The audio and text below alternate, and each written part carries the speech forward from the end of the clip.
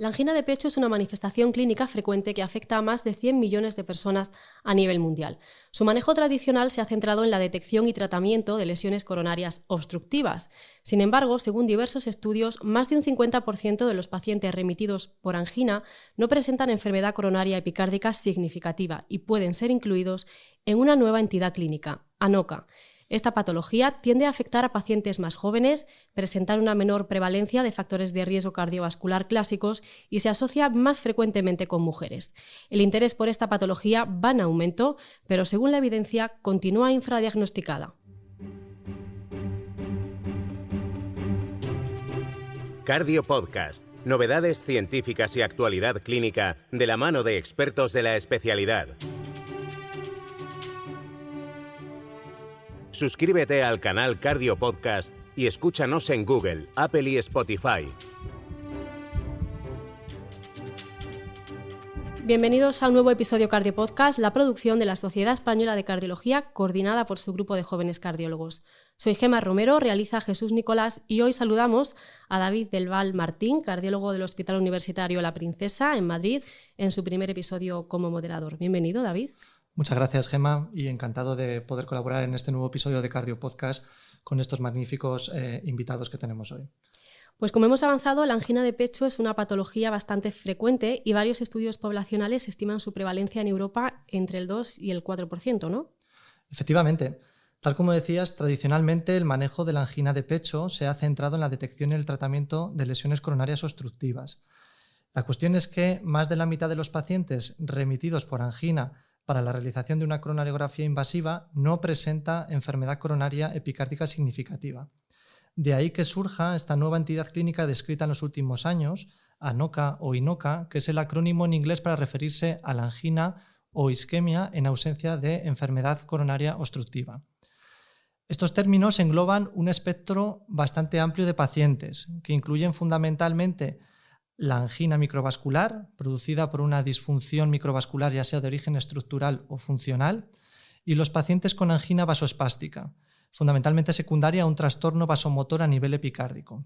Otro aspecto importante en este cambio es el perfil del paciente, con respecto a aquellos que presentan una enfermedad coronaria obstructiva.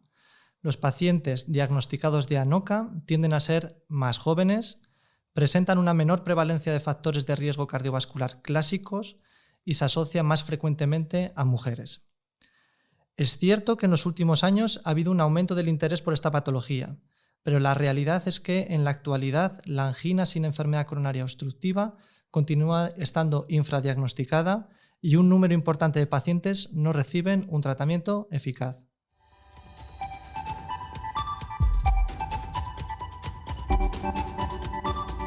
Estás escuchando Cardio Podcast. Bueno, pues presentamos ya a los tres expertos que nos acompañan en este debate. Alejandro Gutiérrez Barrios, cardiólogo en el Hospital Universitario Puerta del Mar de Cádiz. Hola, Alejandro. Hola, ¿qué hay? Muchas gracias por la invitación. Fernando Rivero Crespo, cardiólogo en el Hospital Universitario de La Princesa en Madrid. Buenas, Fernando. Hola, encantado de estar con vosotros. Y Eva Rumiz González, cardióloga en el Hospital General Universitario de Valencia. Un placer, Eva. Hola, un placer estar aquí. Un placer plantear este debate con vosotros. Me gustaría empezar comentando vuestra percepción en cuanto al diagnóstico de esta enfermedad en nuestro país y los principales avances que se han hecho en el último año. Es cierto que en el año 2019 las guías de práctica clínica de la Sociedad Europea de Cardiología para el diagnóstico y tratamiento de los pacientes con síndrome coronario crónico supusieron un importante avance en el reconocimiento de la angina sin lesiones coronarias obstructivas y el valor de las diferentes técnicas diagnósticas para su detección. Asimismo, 2 años después, las principales sociedades americanas pusieron en evidencia y incluyeron unas recomendaciones para el manejo de los pacientes con dolor torácico y la valoración funcional de ellos. Es decir, cada vez hay más evidencia y también una mayor concienciación tanto por parte de los cardiólogos clínicos como cardiólogos intervencionistas. Pese a todo ello, Alejandro, ¿crees que continúa siendo una patología que está claramente infradiagnosticada?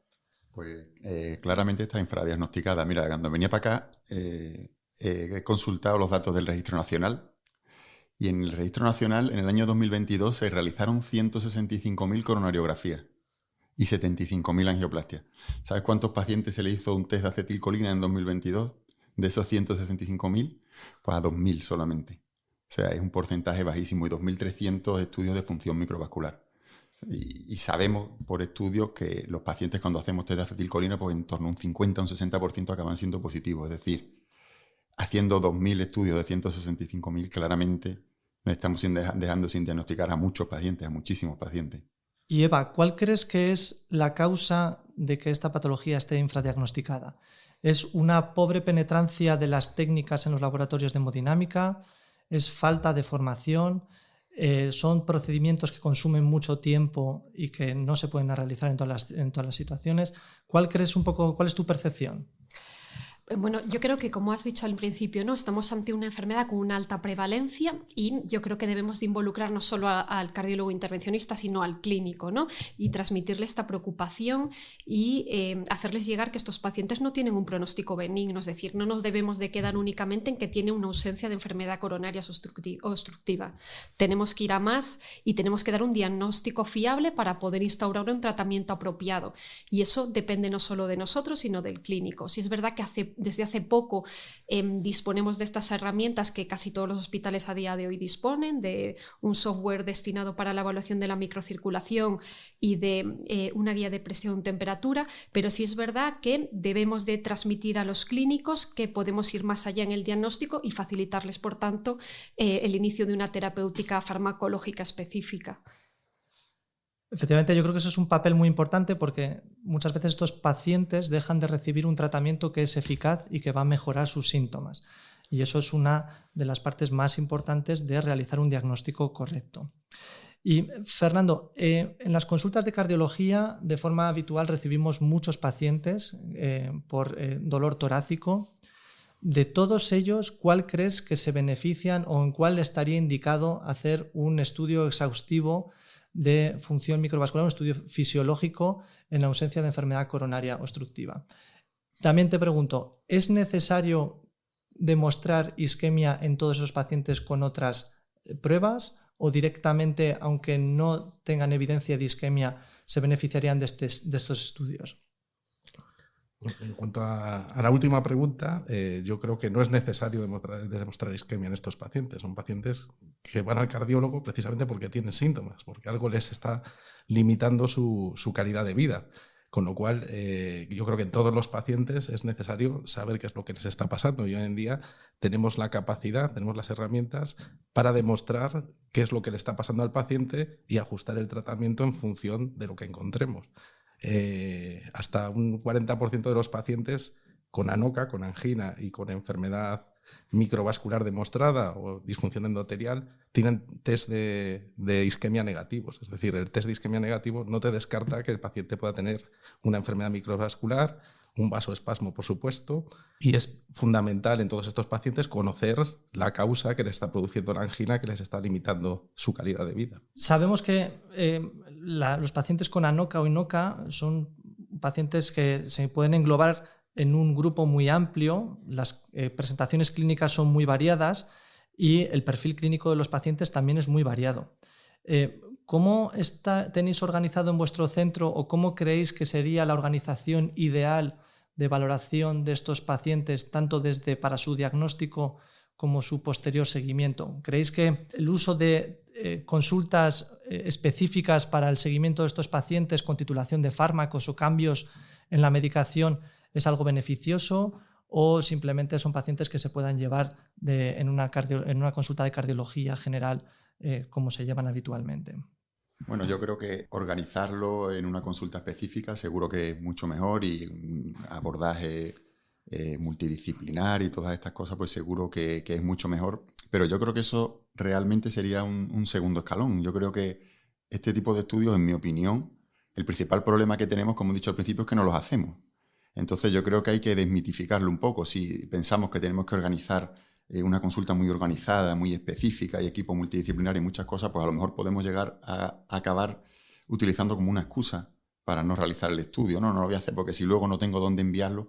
Yo creo que el primer escalón, que es que no hacemos los estudios, lo primero que hay que hacer es desmitificarlo. Son estudios fáciles, sencillos y rápidos de hacer en la sala de hemodinámica y lo que hay que hacer es cuando un paciente llegue con un dolor torácico y no tenga lesiones coronarias, pues hay que dar el primer paso de realizar estos estudios. Tengamos o no tengamos consultas específicas, equipo multidisciplinario y todas las cosas que seguro que mejoran, pero que yo creo que ese es un segundo escalón. La experiencia con las consultas monográficas de pacientes ANOCAS se está comenzando, sobre todo en los Países Bajos, en Bélgica, en Estados Unidos. Tiene sus ventajas, reunir a un equipo específico que conozca bien la patología y sobre todo en contacto con rehabilitación cardíaca y otras especialidades que pueden hacer que esto funcione y sobre todo dirigir un tratamiento específico en función del tipo de patología que le esté causando la angina a ese paciente.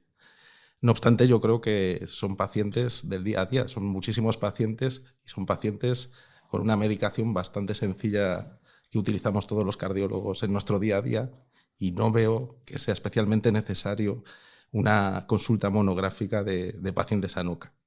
Eva, para alguien que no esté familiarizado con este tipo de estudios, porque se realizan de forma habitual en un laboratorio de hemodinámica, explícanos brevemente cuáles son los pasos fundamentales en una valoración funcional para pacientes que se han sido remitidos o bien por angina o bien por una prueba de detección de isquemia positiva, que se le realiza la coronariografía y que no tiene enfermedad coronaria epicárdica significativa. Yo creo que, cuando hablamos de este tipo de procedimientos, lo primero es un poco transmitir la idea de que cuando un paciente viene a la sala de hemodinámica tiene que salir de la sala con un diagnóstico, ¿no? Que para eso nos lo mandan y a día de hoy podemos hacerlo.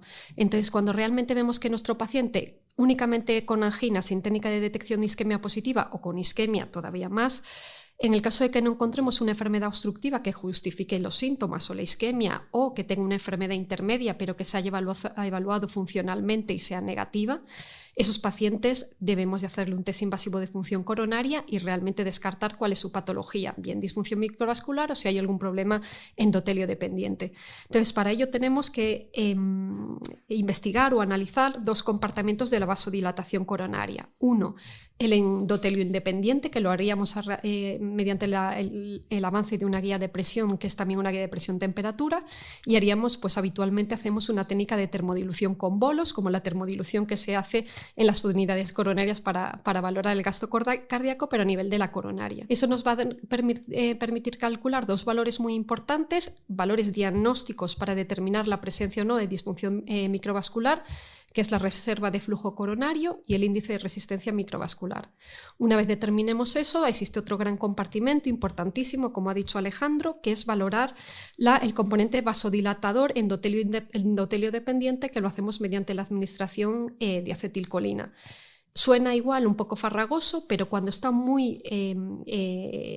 lo realizamos y está muy metido en nuestra práctica clínica diaria, es un procedimiento relativamente sencillo y además con la seguridad de que nuestro paciente se va a salir de la sala con un diagnóstico que puede ser que no tenga enfermedad coronaria, con todo lo que ello supone para un paciente dado de alta de las consultas de cardiología, etc. Es un punto muy importante porque efectivamente muchas veces conseguimos un diagnóstico y conseguimos iniciar un tratamiento eficaz que va a mejorar los síntomas y la calidad de vida de los pacientes, pero en muchos pacientes también nos permite descartar cualquier tipo de patología epicárdica, microvascular, vasoespástica y en muchos casos poder incluso retirar medicación que lleva años tomando y que no le está aportando ningún tipo de beneficio. Claro, igualmente, igual de importante es diagnosticar una enfermedad coronaria como excluirla, ¿no? Y decirle al paciente, usted no tiene, su patología no viene de una enfermedad coronaria, ¿no? Creo que el impacto es importantísimo. En guías de práctica clínica se recogen fundamentalmente dos parámetros. Uno es el CFR, ¿no? Que es la reserva de flujo coronario, y el otro es el IMR, que sería el índice de resistencias microvasculares. Estos son los dos parámetros que más evidencia han acumulado en los últimos años, pero es verdad que en los últimos años están surgiendo nuevos parámetros, como puede ser la medición del flujo absoluto o la medición del MMR, que lo que intentan es saltar o superar alguna de las limitaciones que tienen los parámetros anteriores.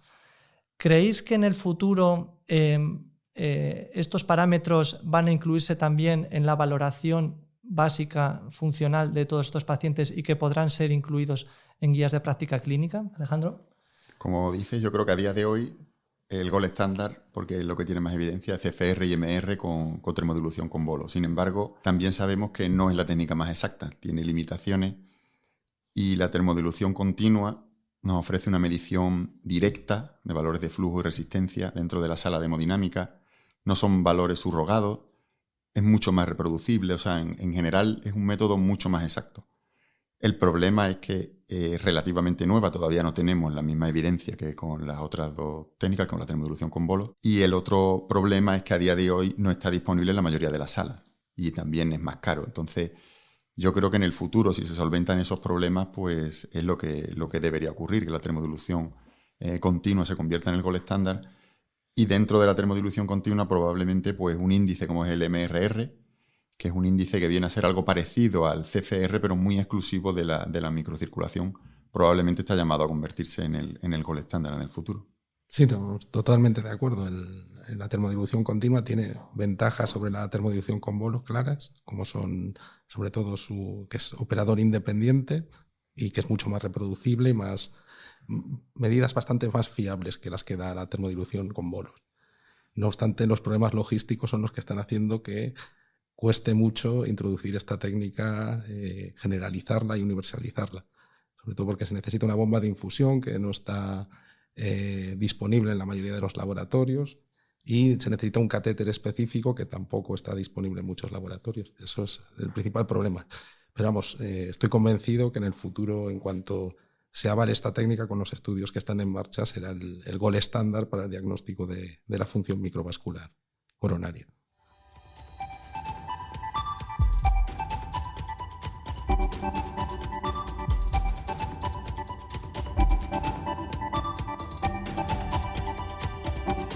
Seguimos avanzando en el debate sobre la angina sin enfermedad coronaria obstructiva con Alejandro Gutiérrez, Fernando Rivero y Eva Rúmiz.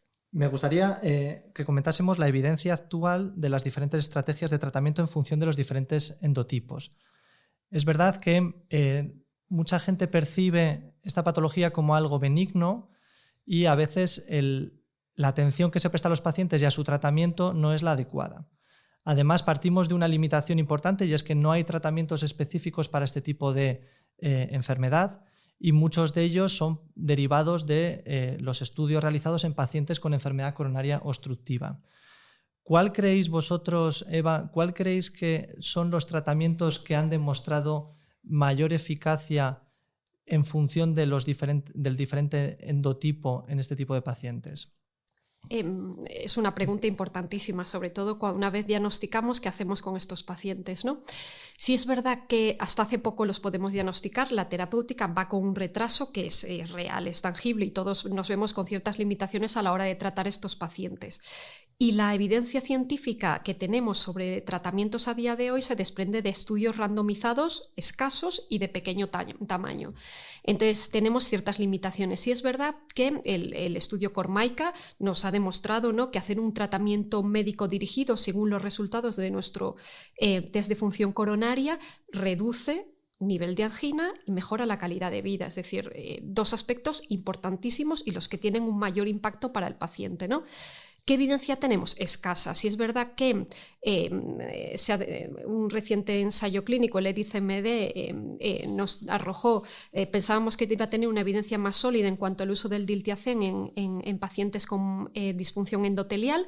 Sí es verdad que sí que mejora sobre todo el vasoespasmo epicárdico y a día de hoy, y nosotros sí que llevamos una consulta monográfica de INOCA en nuestro centro, vemos realmente que ese grupo de pacientes en nuestra experiencia es los que mejoran más, perdón.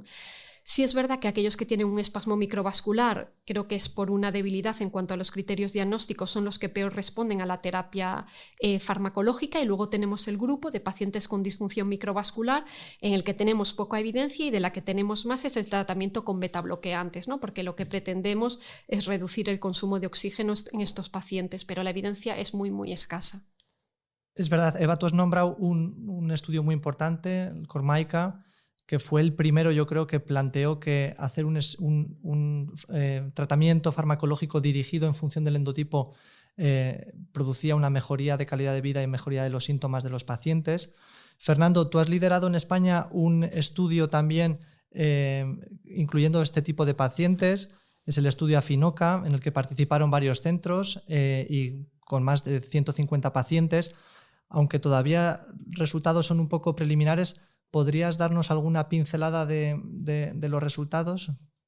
Desgraciadamente, en cuanto a la evolución clínica de los pacientes, no, porque todavía estamos en el seguimiento, pero sí, lo que estamos tratando de evaluar son varias cosas, sobre todo el papel de la termodilución continua en el diagnóstico de estos pacientes, y queríamos aprovechar también, tenemos una cohorte de más de 150 pacientes con ANOCA en varios centros españoles, para ver si el diagnóstico del endotipo que produce la angina en estos pacientes y el individualizar el tratamiento en función de estos hallazgos produce mejoría en la calidad de vida y en el estado de angina de estos pacientes. Pero todavía estamos en seguimiento, no te puedo adelantar nada de los resultados. En el futuro conoceremos los resultados definitivos.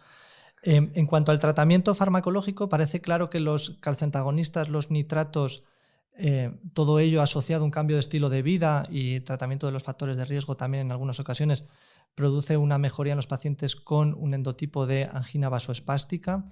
En cuanto a los pacientes con disfunción microvascular, el tratamiento de elección es los betabloqueantes.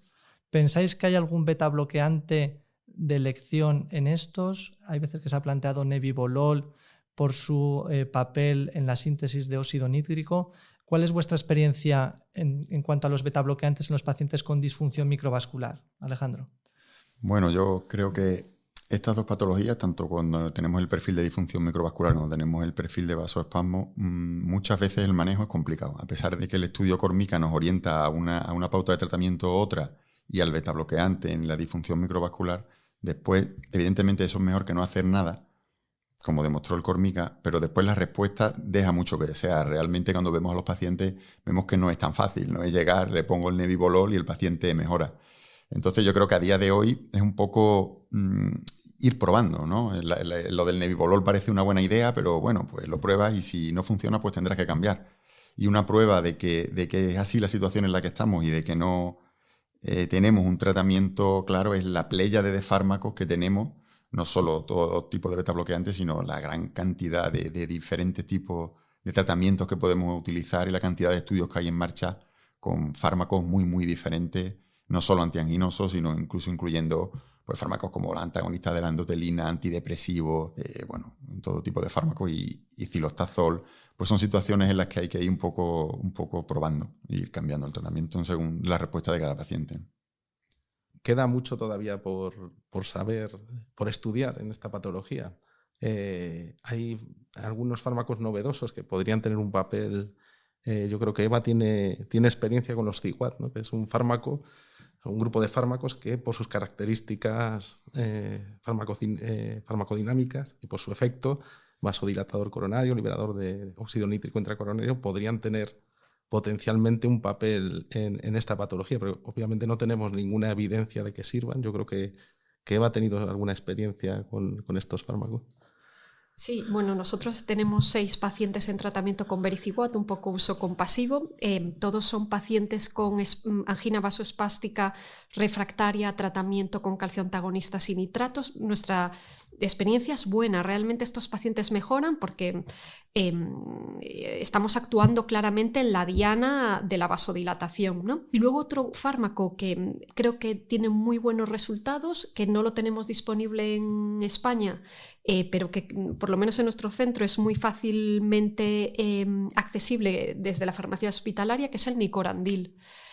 Tendremos igual también 15-20 pacientes con nicorandil asociado a calcioantagonistas y a nitratos con unos resultados excelentes. Y el nicorandil es un fármaco barato que aparece en las guías de práctica clínica. Y si os fijáis, tenemos calcioantagonistas, nitratos y nicorandil. Y mi experiencia con él es realmente grata, ¿eh? Los pacientes mejoran y les disminuimos el nivel de angina.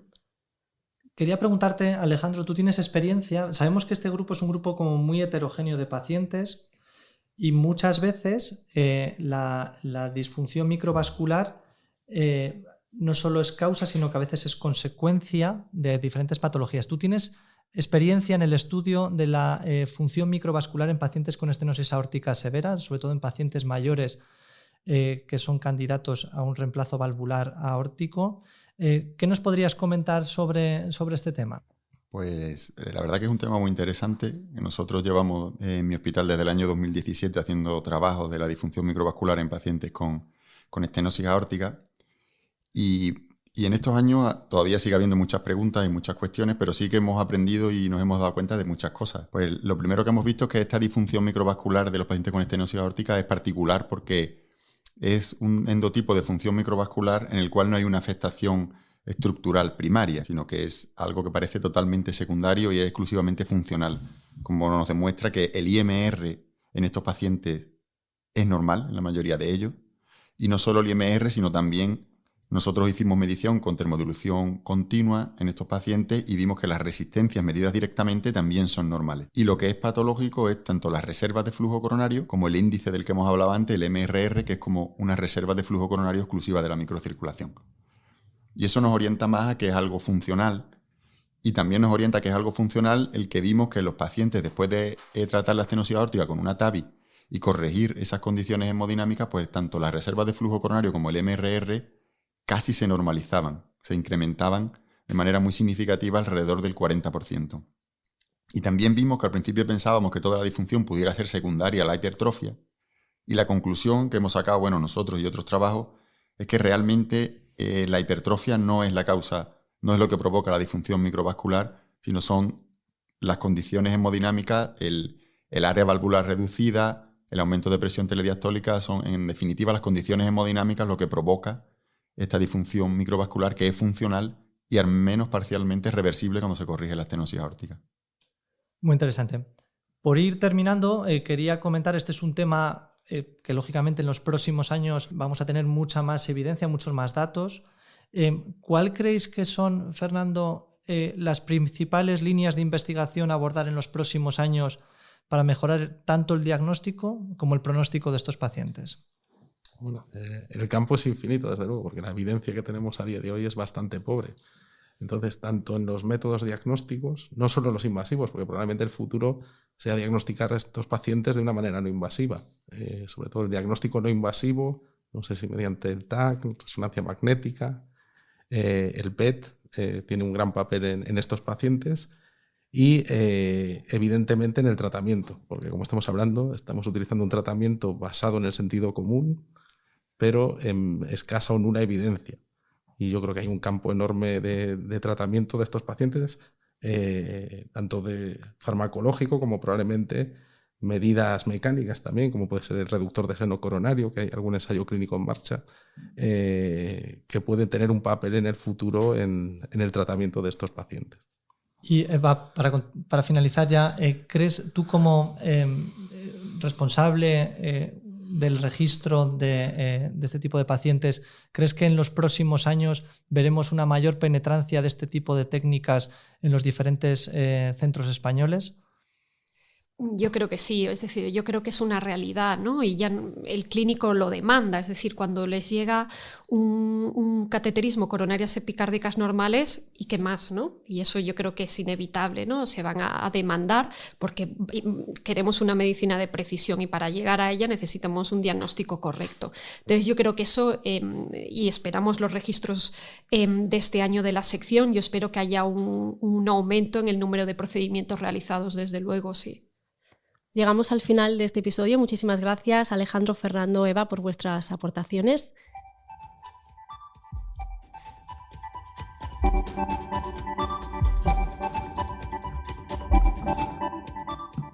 David, toca despedirse. No sé si nos puedes dejar un mensaje a modo de conclusión. Bueno, pues agradecer en primer lugar a nuestros magníficos invitados que han compartido este Cardio Podcast con nosotros y un poco hacer hincapié en la importancia del diagnóstico de estos pacientes, que se pueden beneficiar de un tratamiento eficaz y que podemos proporcionarles una mejor calidad de vida y una mejor control de sus síntomas.